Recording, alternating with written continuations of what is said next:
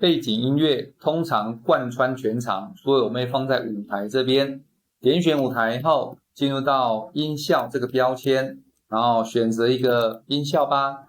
那在音效里面呢，请选循环，因为背景音乐就是要一直播个不停嘛。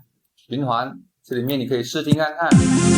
有这个我就选定了，它的时间有8秒钟，我们把它播一次看看。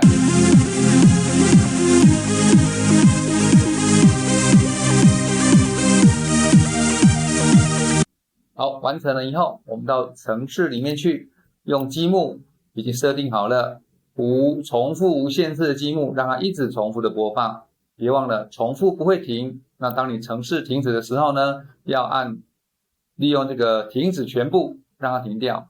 当然啦，停止音乐的方法还有很多种，这只是其中的一种。我们来试听看看吧。